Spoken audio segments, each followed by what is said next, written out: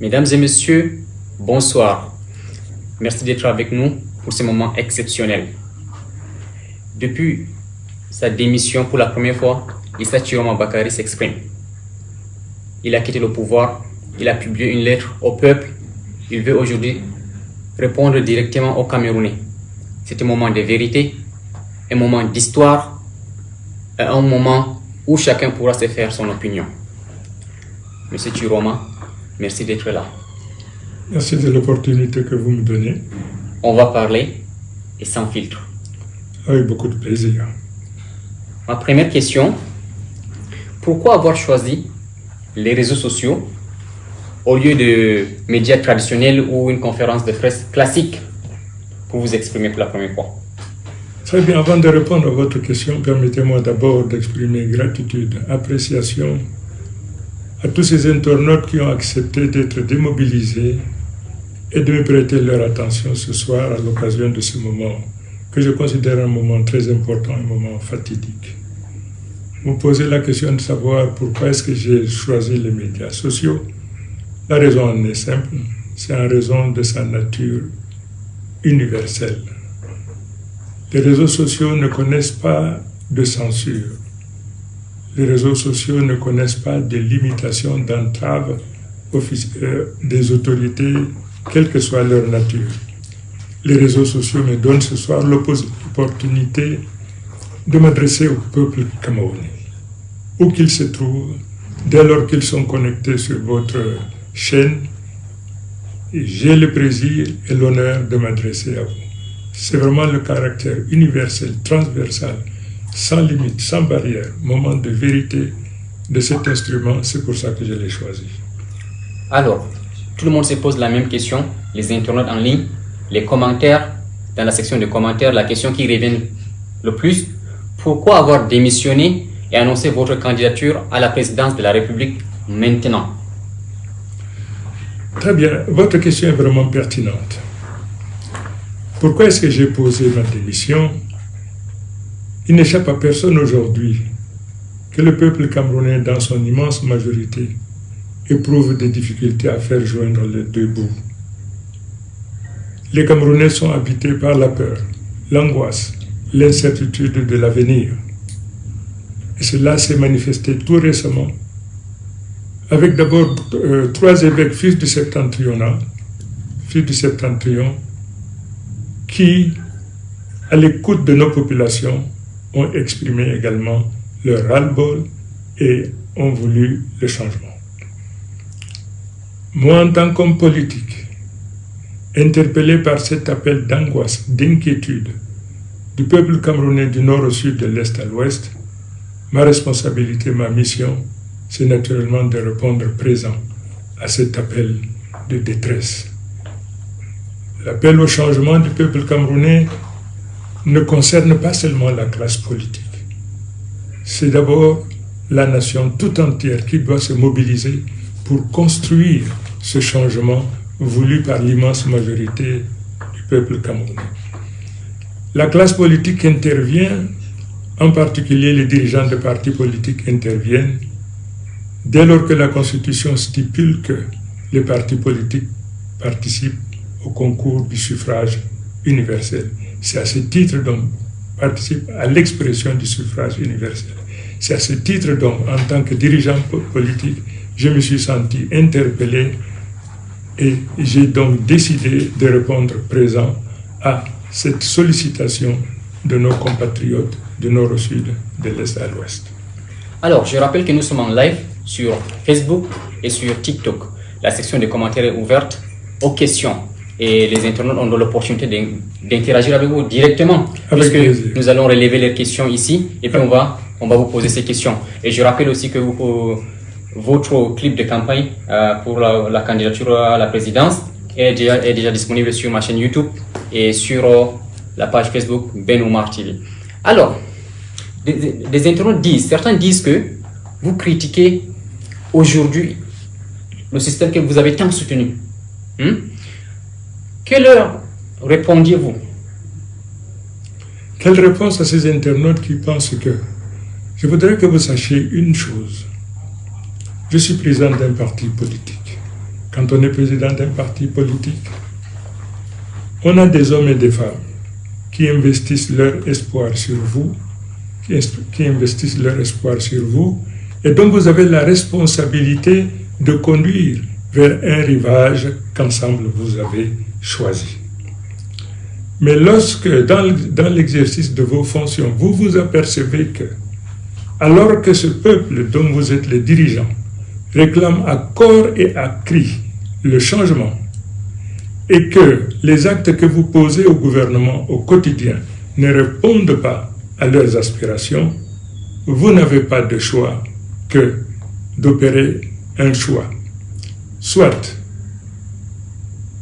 vous obéissez à vos responsabilités gouvernementales et dans ce cas, vous aliénez le peuple, ou alors vous choisissez donc d'être à l'écoute du peuple et dans ce cas, vous aliénez le gouvernement. Nous avons opéré un choix parce que nous avons estimé que dans cet espace, à ce moment précis où nous devons opérer donc ce choix, nous avons compris donc notre responsabilité, c'est donc de choisir de rester avec le peuple. Parce que, comme on a l'habitude de dire, ce choix, il est cornélien. Soit vous choisissez le gouvernement et vous abandonnez le peuple, vous l'aurez trahi, soit vous choisissez le peuple et puis vous aurez donc abandonné le gouvernement. J'ai toujours dit une chose, aujourd'hui je suis en immersion avec le peuple, c'est tous les jours que je partage la vie du peuple. Mon choix était donc vite fait. J'ai choisi donc d'être aux côtés du peuple et de participer de manière active au changement tel qu'il l'a exprimé. Alors, nous relevons la première question d'un internaute ici. Il dit, Monsieur Chiroma, vous évoquez un impératif moral qui vous a poussé à quitter le gouvernement. Pourriez-vous préciser quelle injustice structurelle, qu'elle soit territoriale, sociale ou économique, et quelles actions concrètes envisagez-vous pour remédier si vous êtes appelé à exercer ces responsabilités? Vous savez, lorsqu'on est en immersion avec le peuple, on est en contact avec le peuple. Les difficultés auxquelles ce peuple est rencontré, vous les vivez au quotidien. Vous avez posé la question précise de savoir de quoi il s'agirait éventuellement. Les difficultés sont multiples. Elles sont multiples et c'est difficile naturellement de les énumérer, de les énoncer. Et c'est pour cette raison que lorsque vous me posez la question de savoir qu'est-ce que j'entends faire, naturellement j'entends, relevant de ma compétence, de poser tous les actes qui me permettent donc de régler les difficultés auxquelles les Camerounais sont confrontés. Alors, après 20 ans de collaboration avec le président Paul Biya, vous affirmez aujourd'hui vouloir opérer une rupture. En quoi votre vision actuelle pour le Cameroun se distingue-t-elle véritablement de l'héritage politique que vous avez contribué à apporter durant ces 20 années? Écoutez, votre question est pertinente. Lorsqu'on accepte d'être, alors que vous n'êtes pas du parti politique au pouvoir, lorsque vous acceptez de partager la responsabilité gouvernementale d'un autre parti politique, évidemment, il est question pour vous de mettre de côté les objectifs poursuivis par votre parti politique et puis de vous aligner aux objectifs prescrits par le parti au pouvoir. Mais à partir du moment où vous vous rendez compte, vous vous apercevez que ce que vous êtes en train de faire n'est pas conforme avec les aspirations de vos militants, de vos sympathisants, vous n'avez pas de choix que de marquer un temps d'arrêt et puis de rebrousser chemin pour aligner les actes que vous avez à poser aux attentes de vos militants et sympathisants. Alors, beaucoup de jeunes vous regardent et beaucoup de jeunes se posent la même question. Et beaucoup de jeunes vous regardent avec méfiance. Comment comptez-vous regagner leur confiance? Regagner la confiance des jeunes, c'est d'abord leur montrer que je suis en immersion avec les jeunes. Les jeunes aujourd'hui sont confrontés à une difficulté énorme, la difficulté du chômage. Beaucoup de jeunes aujourd'hui sont détenteurs de parchemins universitaires, malheureusement, qui ne leur ouvrent pas les portes de l'emploi. Cela simplement parce qu'ils n'ont pas de métier. Ils n'ont pas de métier parce qu'ils ne sont pas formés. Notre responsabilité consiste donc à privilégier la formation professionnelle par rapport à l'enseignement général. L'enseignement général a déjà donné tout ce qu'il peut donner, mais il se trouve que par centaines de milliers, nous avons des jeunes aujourd'hui qui ne travaillent pas et qui n'aspirent qu'à travailler. Alors, nous avons réussi aujourd'hui à vanter les mérites de la formation professionnelle, à inviter les uns et les autres à s'inscrire massivement dans les centres de formation professionnelle afin d'acquérir les métiers qui leur ouvriront les portes de l'emploi. D'accord. Avez-vous un message particulier pour cette jeunesse qui n'a jamais voté, qui doute même déjà et qui galère?